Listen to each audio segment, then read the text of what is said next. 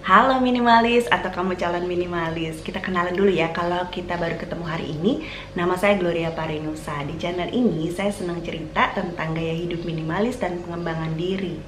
Nah, jadi saya pengen tahu nih ya, penasaran aja sih, sebetulnya teman-teman yang nonton video ini udah berapa lama sih jalani hidup minimalis? Mungkin ada yang baru 1 tahun, ada yang baru beberapa bulan, ada yang mungkin udah lama, sekitar 5 tahunan, ada yang mungkin baru mau belajar nih tentang gaya hidup minimalis itu apa sih? Penasaran deh, pengen tahu gitu ya, apa sih untungnya gitu. Boleh sharing dong di kolom komen kamu udah berapa lama jalani hidup minimalis. Nah, hari ini kita mau sharing santai aja tentang lebih jauh mengenal hidup minimalis gitu ya. Tapi kayaknya kalau santai mendingan kita sambil bikin kopi aja yuk, atau bikin teh, gimana? Saya mau bikin kopi saya, kamu juga boleh bikin, terserah kamu mau minum apa, mau minum kopi, teh, atau apa. Yuk kita bikin dulu.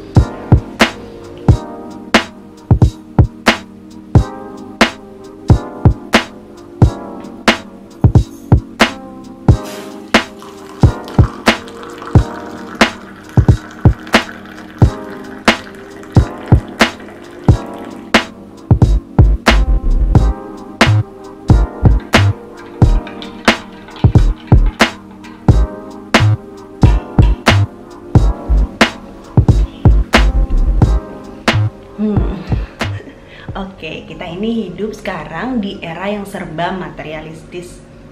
Ada budaya yang mengajarkan kita bahwa memiliki lebih banyak itu pasti lebih baik. Memiliki lebih banyak bikin kita jadi lebih bahagia. Ya, padahal sebetulnya apakah benar gitu kalau seandainya kita punya lebih banyak kita akan lebih bahagia? Makanya muncul gerakan hidup minimalis ini, yang prinsipnya adalah less is more. Lebih sedikit lebih baik. Punya lebih sedikit ternyata lebih baik gitu. Tapi sayangnya nih, banyak orang yang berpikir bahwa minimalisme itu adalah sesuatu yang gimana ya, kelihatan dari luar aja gitu. Mereka cuma lihat dari luar ya. Jadi penampilan luarnya seperti misalnya orang yang pakaiannya itu aja gitu, atau mungkin orang yang rumahnya kosong, nggak ada barang, hampir nggak ada perabot misalnya gitu. Pokoknya minimalis itu adalah orang yang barangnya dikit banget gitu. Padahal sebetulnya bukan itu hidup minimalis. Hidup minimalis itu sebetulnya intinya adalah bagaimana kita ada di sini nih, mindsetnya bagaimana, cara kita berpikir tentang hidup minimalis itu seperti apa. Masing-masing kita bisa menggambarkan sendiri sebetulnya gaya hidup minimalis menurut kita sendiri. Karena sebetulnya kita itu kan masing-masing unik ya. Gak ada orang yang punya masalah yang sama persis. Gak ada orang yang punya gaya yang sama persis. Semua orang masing-masing punya selera yang beda-beda gitu. Jadi gak ada aturan khusus sebetulnya yang harus diikutin supaya kita benar-benar dibilang bahwa kita ini seorang minimalis loh gitu. Gak harus ikutin aturan tertentu banget, enggak gitu. Ya, nggak peduli sih sebetulnya kita ini berasal dari mana, apakah kita itu udah berkeluarga atau masih single, atau apakah kita sekarang ini kerja atau masih kuliah gitu. Semua kita bisa menjalani hidup yang punya makna, yang punya arti. Karena kita yang tahu sebetulnya bagaimana cara kita menggunakan waktu kita, bagaimana kita menggunakan energi kita, gimana caranya kita berpikir gitu ya. Kita yang tahu sih bagaimana caranya kita menggunakan uang kita. Semua itu bisa kita lakukan dengan penuh kesadaran. Semua itu bisa kita lakukan dengan niat yang benar gitu. Bisa gitu. Tahapan kehidupan kita juga beda-beda. Ada mungkin teman-teman yang masih tinggal sama orang tua, mau jalani hidup minimalis, tapi kan orang tua kan masih susah ya. Diminta untuk buang-buangin barang-barangnya yang sebetulnya nggak dipakai, nggak bisa. Jangan dipaksa, nggak boleh dipaksa. Jadi kalau kita dalam tahap kehidupan masih tinggal sama orang tua, ya nggak apa-apa. Kita fokus di area kita sendiri aja, misalnya di kamar kita atau di lemari kita. Bisa tuh kita minimalin gitu apa yang kita punya di situ. Kemudian teman-teman yang baru nikah misalnya, mungkin suami atau istri belum bisa diajak kerjasama untuk hidup minimalis, ya nggak apa-apa, kasih contoh, kasih teladan aja buat mereka gitu, bahwa kalau kita punya barang yang lebih sedikit itu sebetulnya lebih nikmat, lebih menyenangkan sebetulnya gitu. Lama-lama mereka juga bisa lihat kok, ternyata suami aku atau istri aku ini bisa memanage hidupnya dengan baik gitu, dengan hidup minimalis gitu kan. Kemudian buat kamu yang dalam tahap kehidupan saat ini punya anak kecil, itu juga memang lagi ribet-ribetnya ya, barang-barang berantakan di mana-mana, banyak mainan gitu kan. Ya wajar aja gitu. Bukan berarti kalau kita punya anak kecil terus kita nggak bisa hidup minimalis, ya enggak juga, bisa gitu. Jadi kalau misalnya ada yang tanya, kalau seandainya nih mainan anak-anak kan banyak tuh berantakan, gimana ya caranya ya supaya bisa tetap rumah kelihatan rapi gitu dalam keadaan anak-anak tuh masih perintilan gitu, masih banyak banget pengen main gitu. Nggak apa-apa dong, nggak masalah. Jangan dibatasin juga anak-anak main, justru bagus anak-anak main.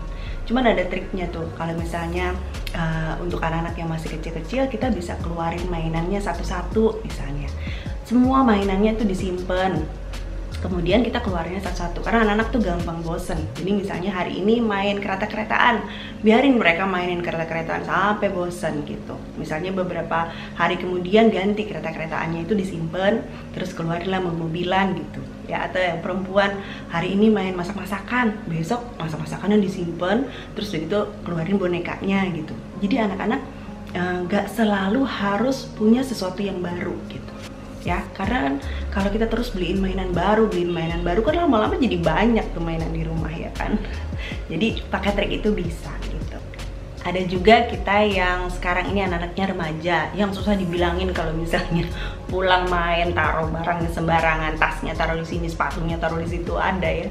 Kasih pengertian aja gitu, taruh kembali ya barang-barang kembali ke tempatnya, kasih teladan gitu. Lama-lama mereka juga bisa lihat kok kalau rumah tetap rapi, tetap bersih itu enak banget gitu. Lama-lama mereka ngikut juga gitu. Jadi kita ini ada dalam tahap kehidupan yang beda-beda, dan kita tetap bisa menjalani gaya hidup minimalis di tahap kehidupan yang manapun. Alasan awal kita mau mulai hidup minimalis kan juga beda-beda. Ada yang mau hidup minimalis karena waduh pusing lihat begitu banyak barang di rumah. Karena tambah banyak barang, tambah banyak yang harus diurus, tambah banyak yang harus diperhatikan gitu. Jadi mau hidup minimalis aja deh, lebih sedikit barang ternyata lebih enak gitu. Ada juga yang mau hidup minimalis itu karena pusing dengan banyak utang. Udah waktunya untuk mengatur keuangan dengan baik. Dengan hidup minimalis kita jadi lebih bijaksana gitu, bagaimana kita mengelola keuangan kita. Nggak dikit-dikit beli barang, nggak panik kalau lihat sale pengen bawa pulang barang ke rumah gitu kan. Dengan hidup minimalis jadi lebih bijaksana tuh mengelola keuangan. Ada juga yang mau hidup minimalis karena udah mulai sadar lingkungan, makin banyak konsumsi, makin banyak sampah. Jadi harus mulai lebih aware gitu dengan lingkungan di sekitar. Alasannya apapun itu ya, apapun alasannya kita menjalani hidup minimalis, sebetulnya hidup minimalis itu cuman alat. Kalau saya sering bilang tuh seperti sebuah kaca pembesar. Jadi waktu kita lihat kaca pembesar, segala sesuatu di sekeliling kita kelihatan lebih jelas. Kita jadi bisa lebih lihat oh ternyata hal-hal ini yang penting dalam hidup saya. Karena hal-hal ini penting buat saya, makanya saya harus lebih fokus pada hal-hal itu gitu. Nah, gaya hidup minimalis itu alat kita untuk membantu kita nih sebetulnya untuk lebih ngerti apa sebetulnya hal-hal yang penting buat kita gitu.